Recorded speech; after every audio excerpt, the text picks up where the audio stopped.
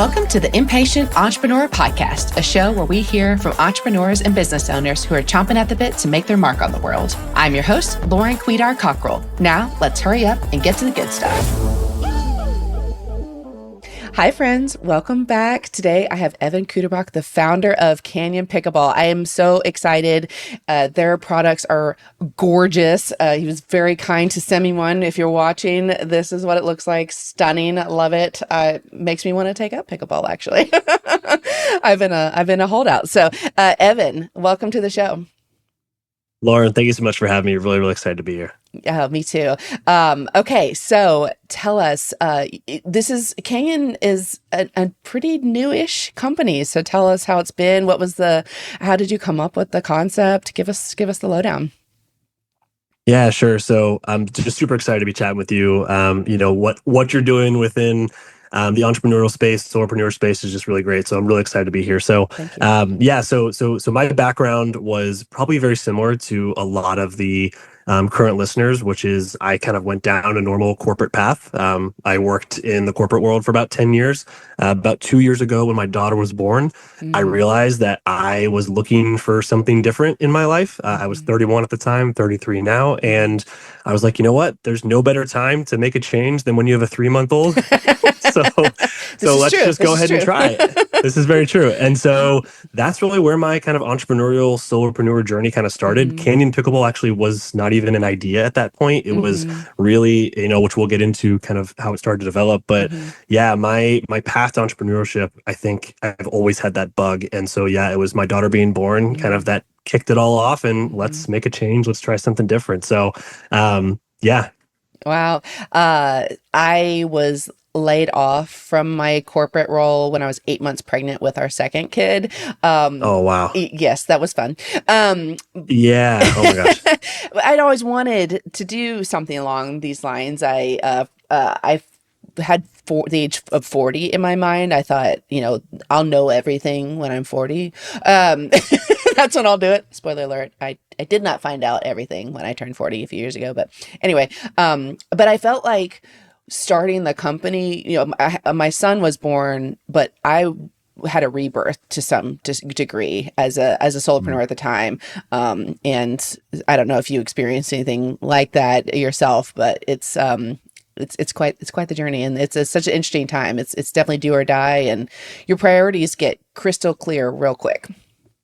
They really do. They really do. And honestly, it's one of the things that I chat about all the time, that like, there's really never the best time to get into anything. It's only the right time for you. Yes. And the idea, it was kind of the same thing for me. I, in my brain thought that by 30, I would have this company maybe that I built and all this fun stuff, and I'd be living the life of my dreams. And it just wasn't the case. And knowing that timeline really didn't matter. It's just whatever was right for me. And so, yeah, so I kicked off that journey 2 years ago. I'm actually coming up to my anniversary of leaving the corporate world here in April, which is really exciting. Yay, congrats. And thank you so much. Thank you so much. And honestly, I just posted today on LinkedIn about it because it's been a crazy journey. And Canyon Pickleball, honestly, like I said, was not even an idea at the time. It was just being out of the corporate sector really started to help me think more creatively, which eventually led into Canyon, which we'll dig into. So yeah. So tell us, what was the inspiration for Canyon?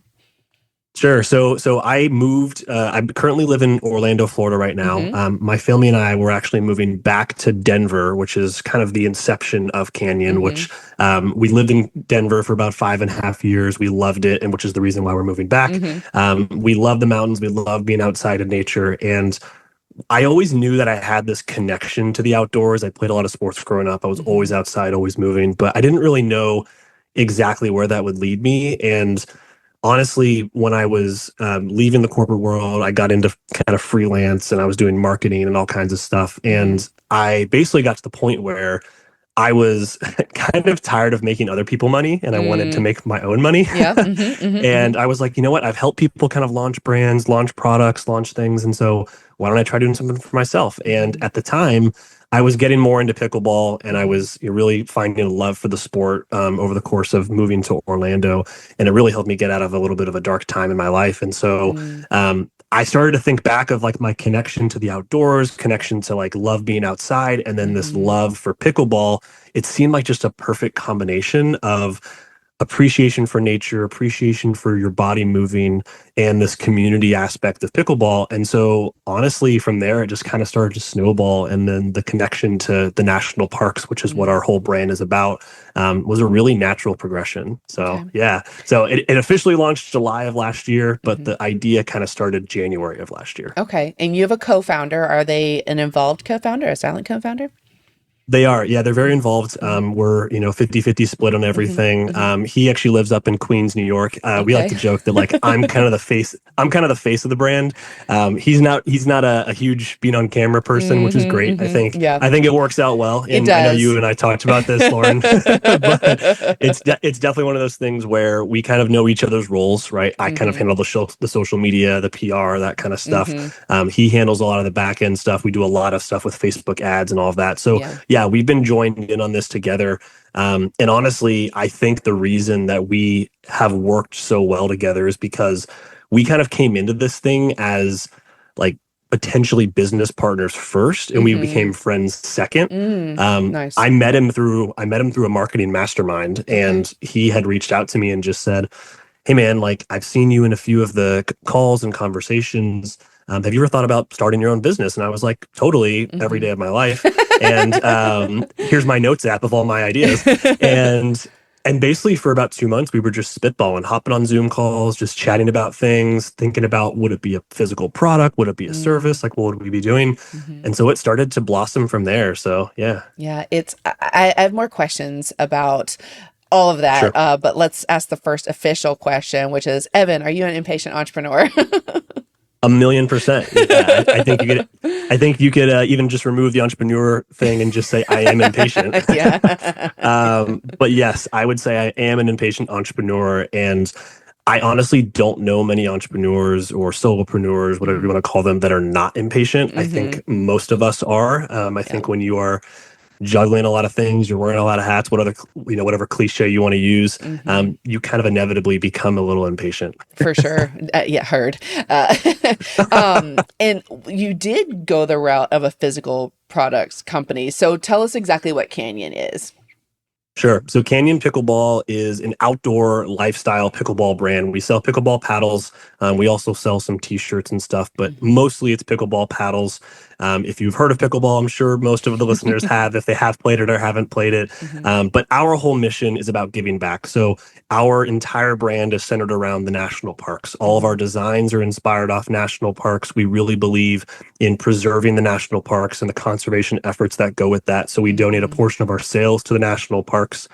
We also package all of our paddles in sustainable packaging. So really true and core to our mission is about getting people into the outdoors, into nature. It just happens to be that pickleball is one of the best ways to do that, getting outside, get your body moving. So yeah, that's who we are and what we do. And the products are so beautiful. I'm not being paid to say this. We had our pre-interview and you offered to send me one. So I went to the website and I mean, Sophie's choice, trying to pick the one I wanted. And I had to go with the purple because that's our brand at Quidar & Co., our PR firm. But it is like, who designed these? They are so gorgeous. Thank you. Yeah, thank you so much. So we have a designer that's in Colorado Springs, who has been to a lot of these national parks, and so that's really a big inspiration too, because I've also been to a lot of them, and we really want people to feel like they have a work of art. And I know you mentioned that too, right? And because whether you're in the city of New York or you're in open farmland, like we want you to feel like you've got a piece of the outdoors in your hand. So I'm really glad that you said that and felt that, because that's what we're going for. So success. It's stunning. I'm scared to mess it up. I haven't let my kids really see it. They saw it when I opened up the package and I was like, that's mine. Don't touch it.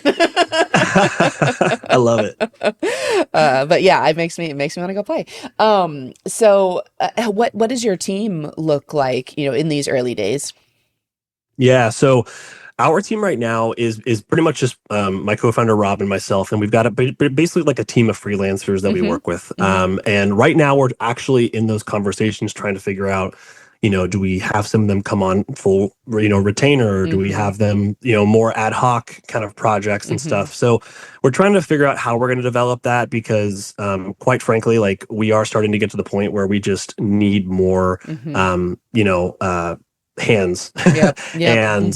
And it's just starting to get a little tougher. I, especially with me moving back to Colorado, not really sure what the setup will be like out there. Currently, I'm shipping everything out of my garage, but Oh, eventually we'll be at a point where we can't do that anymore. So we're going to yeah. need more logistics and all of that. So yeah, right now it's just building kind of a team of freelancers that we know and we trust and work well with. It feels like y'all really did the work to set it up correctly from the get-go. You have this purpose, great product, mission and values, and who you are, and having things be intrinsic and meaningful. So kudos to you for that. Any thoughts or lessons to share if someone's thinking, oh, I really want to start a new company, particularly on the product side, because service side, you can spin something up tomorrow and just need a laptop and an internet connection and an idea. Totally. But products, I mean, wow, my hat goes off to you. I don't think I could do it. Yeah, and honestly, like I'll answer with like the advice, but also yes to that, because it is a lot, and honestly, we are still figuring a lot of that out, right? We had no background in product manufacturing, finding manufacturers, right? Shipping, logistics, all those pieces. And I like to say like Google and YouTube have been our best friends. I mean, Yeah. we are like our Google searches to figure out how to do these things, right? How to find a packaging partner and all of this. So all that is very hard and challenging. But what I will say from like an advice standpoint for people that are looking to launch specifically an e-commerce brand is, while we did have a little bit of a leg up from a marketing standpoint, both of us came from a marketing background. I also came from a sales background. So honestly, I mean, it's kind of a rock star duo of sales and marketing to be able to launch a brand. But if you take that away, what I tell people is write down the things that you are good at, skills that you have, write down the things that you want to learn and want to be good at, and then try to outsource the rest. Yes. Right? Don't spin your wheels on things that you have no interest in learning, that you have not in your skill set, because at the end of the day, you are going to be struggling to try to catch up, right? If you're not a graphic designer and you are, you're still drawing stick figures, do not be trying to create, and Rob and I, that is art. We are not graphic designers. We are not artists in that way. So, know what you're good at, know what you want to learn, and try to outsource the rest. Yeah. And then one more question about this specifically. Are y'all self-funded? Did you have to go get funding, loans, anything like that? No, we're completely self-funded, good for and you. we're pretty proud to say that literally the entire brand, we've probably each put in somewhere between like $3,000 to $5,000 each. That's it. Like, wow, nice. The rest has been self-funded and just hours of work and working together. So yeah, we haven't had to go get any additional funding. That is an area, to be honest with you, where we were pretty frugal on the front end, that we probably could have opened up the wallets a little more. We probably could have scaled a little quicker and avoided some errors, but it is what it is. Well, you're going to mess up something. So exactly. We can't be perfect. Yeah, exactly. It's like, it's like in parenting. I might not screw up my kids the same way my parents screwed up me, but I'm going to screw them up somehow. Somehow. Okay. So, is there anything in particular that you're impatient about right now? Right now, I am impatient about the fact that we have 6 new national park designs that are coming out, and we're trying to figure out the best way to launch them. We want to really, add a lot of buzz, a lot of intrigue, a lot of, kind of dropping them as, like when I like to think about drops, I think about, clothing or shoes, that kind of area. We want to really drive up the scarcity and the interest in that. And so that's really kind of a challenge right now. We're trying to figure out like where our time is being spent, because 1, we're trying to finalize these designs, and 2, we obviously need to figure out, okay, are we going to manufacture all of them right off the jump? Are we going to just get pre-orders, right? Are we going to order some? So I'm impatient about that. I know it's going to work out. We've made the right decisions for the business, but yeah, I'm definitely impatient because I really want people to get their hands on these. I really want people to see what we've been working on. So yeah, that's definitely an area that I'm impatient about right now. Yeah, I bet. And that's so fun too. Do you anticipate, are you hoping they become kind of like collector's items where people are, get all 12? That's exactly what we want, honestly. Yeah. We would really like to figure out a program where people can kind of collect them and start to be able to have them, because especially even if you haven't visited some of the national parks that these are based off of, right? Like just, having a connection to either, like whether it's even the color or the aesthetic or what emotion that like design brings out of you, I think mm-hmm. that's really awesome. And so, yeah, we would love for people to kind of have it as a little bit of a collector's thing. And maybe we've been looking at building more of like a membership based where, if you got a certain number, then you get a certain discount or prizes and things throughout the year, and kind of really, build up that community even more. Yeah. So I guess one sign you've made it is there's like a secondary market for limited editions.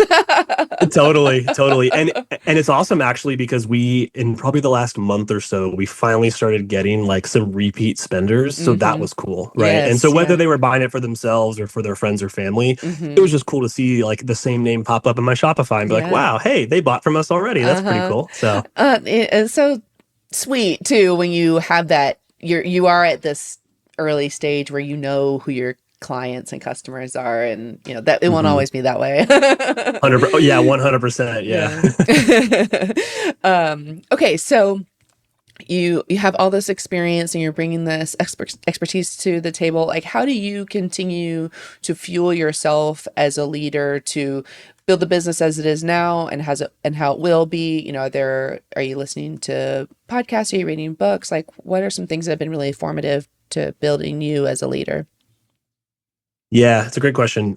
So while I would love to say I'm a big reader, I'm like a wannabe reader. Like, I swear, I have bought so many books. My nightstand is full of so many great books, and gosh, I mean, I have a list of books that I need to be reading, but I'm not. But I am a huge podcast listener. Okay. I love consuming podcast content. I also am a big LinkedIn content consumer.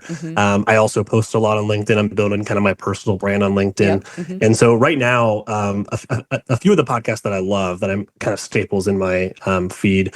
I love Hidden Brain from NPR. It's one of my absolute favorite podcasts.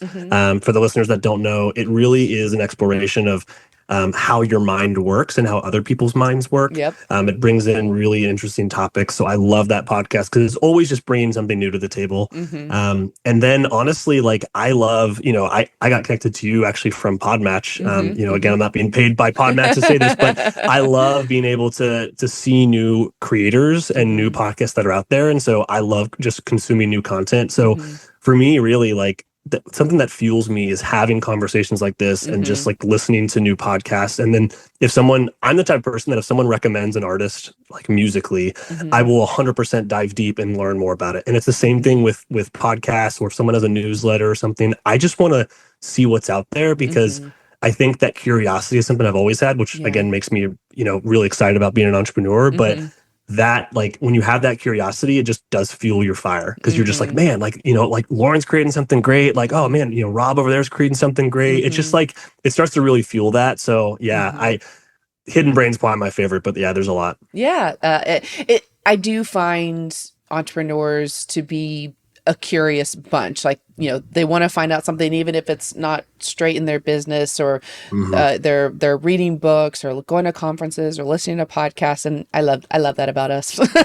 Yeah. And also, actually, one of the other LinkedIn creators, there's actually two that I really love, that I'll kind of give them little shout outs. Is one of them is Justin Welsh, who you probably maybe follow or have seen. He's all about creating kind of a solopreneur journey. He's been creating content for a while. And then another guy named Jay Klaus is also a guy that I love following. He's also kind of in the business of showing how people create content. We'll so check them out. yeah. Thank you. Yeah. Okay, so let's talk through something that's happened in your business journey where you're trucking along, and then all of a sudden you get something comes out of nowhere and throws you off your path a little bit, and you feel like you're not going to survive it, but ultimately it turns out to be one of the best things that can happen. What would that be? Yeah, I've got a great answer for this. So, being in the physical product space, which again, my background, just for all the listeners, my background was in software services. Like, no experience in product, right? Physical product. So when we ordered our first round of paddles, mind you, it was probably about 150 paddles. We ordered 150 paddles, and we were launching 4th of July, like national parks, American, all, we're so excited. This is like a big launch. Like, we're very pumped about this. Order 150 of them. They show up at my door, and, there's a long process of them getting here and all this kind of stuff. And I open them up, and every single one of them, we have this on the paddle. There's a little rubber loop. For the listeners, there's a little rubber loop. It's on the top of the handle. It says "Explore More." Every single one of those rubber loops was basically the letters were like dissolving Oh no. when you like Oh no. rubbed your finger on them, like just completely falling apart. I mean, like every single one. And I looked at Rob and I was just like, what do we do? Like we like we need to like start sending orders out. Like people would just order them. This is literally our first shipment. We were like, I mean, just absolutely like in the hindsight, it wasn't as big of a deal, but we were just freaking out, right? This is our first time with physical product. We want to, come out of the gates, looking great.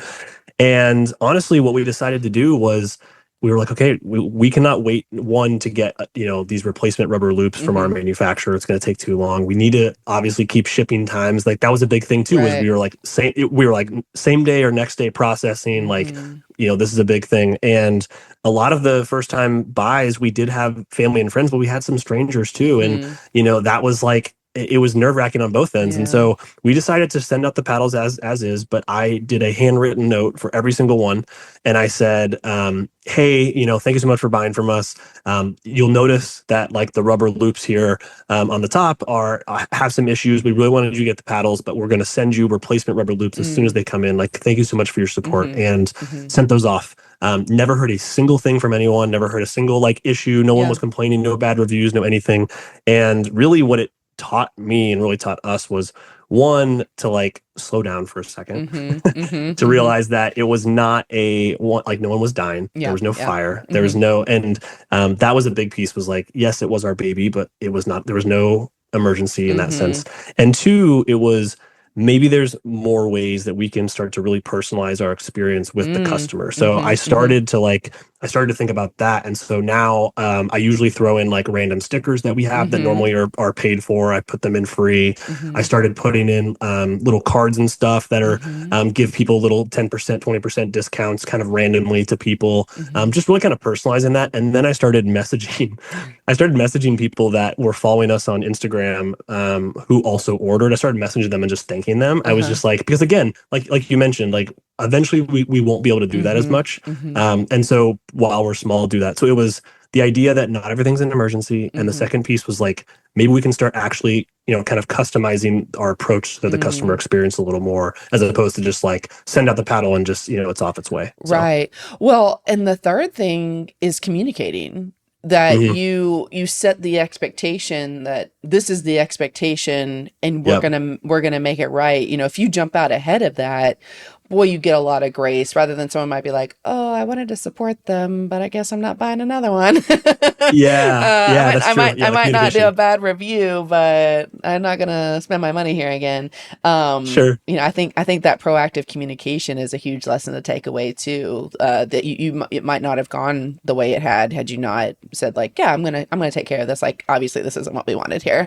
Totally. So institutionalizing that as well. But I love the grace notes and being able to send people a note or DMing them. I think that's wonderful too. And I think, later on, maybe it's possible someone else can do that for you.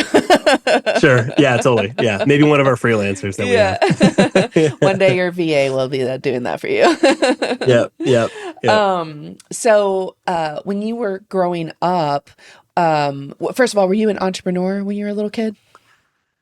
I was, again, kind of like a wannabe entrepreneur. I mean, like I said, my background was sales. I was always like the person that was trying to, sell myself and sell kind of things that I could do and services, that kind of stuff. But no, I mean, I wasn't like necessarily like an entrepreneur.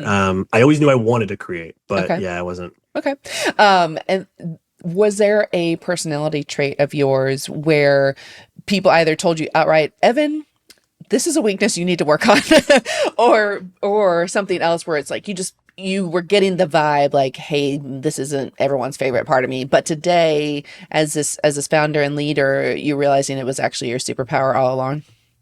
Yeah, I'm like smiling and laughing because when my mom hears this, she's 100% going to agree with this because my mom was actually, fun fact for everyone listening, my mom was one of my teachers for a little bit. She was the Oh, music teacher mm-hmm, at my school. mm-hmm, So she knew my teachers, she knew me very well in that setting. So mm-hmm, anyways, the to answer your question, it was asking questions. It was mm, always asking questions. And mm-hmm.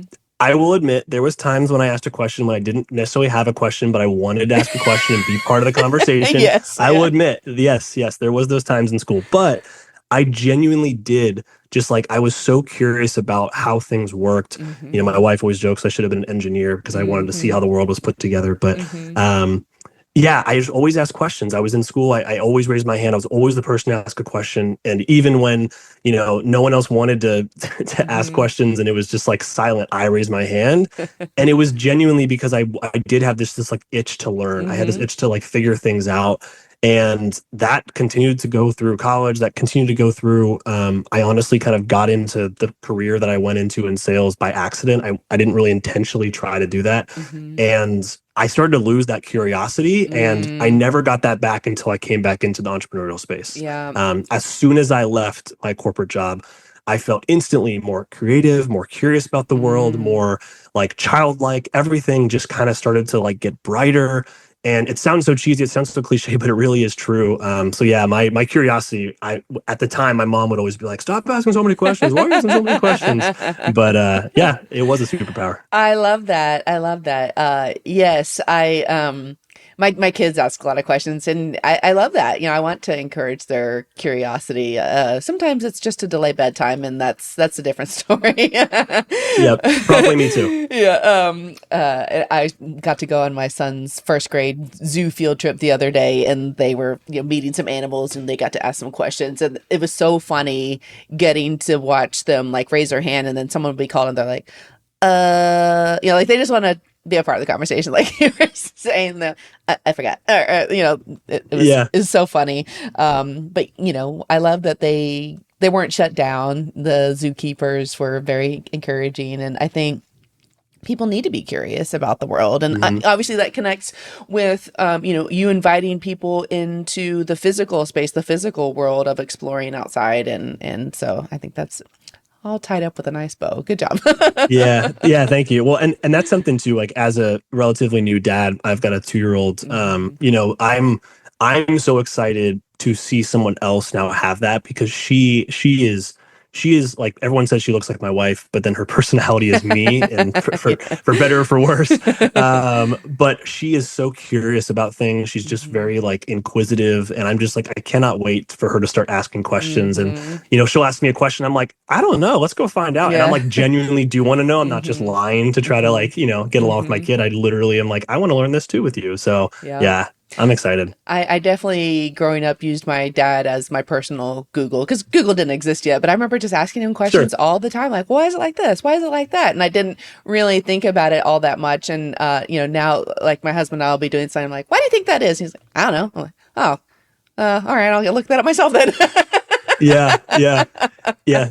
There was actually a really funny anecdote I'll share just real quick when my dad had come into town in Denver when we were living there and we were going to brunch and it was my dad, my wife and I, and we got out of the car and I asked my dad, I was like, and again, I wasn't even thinking about my wife even being present there because I was just like talking to my dad. I asked my dad, I was like, we were paying at the parking meter and I was like, how do you think they're able to get the credit card processing machine to operate so fast, like from this parking meter? Because it's just plugged into the ground. So I would imagine they have to get like cables to go through, but then it has to run relatively quickly. So you're not waiting. And my dad was like, yeah, I mean, I think it's probably connected through, and we're still going through this. And and my wife literally looked at us and was just like, oh my gosh. You got it from your dad. I was always wondering where you got it from. And I was like, wow, I guess I did get it from my dad. It was such a funny experience. So She's like, okay, yeah, that makes sense. Now I'm yeah. gonna go get the table. Yeah. You guys work on that. Yeah, you guys work on that. Let me know when you solve all the world's problems. That's so Yep, cute. I yep, love yep.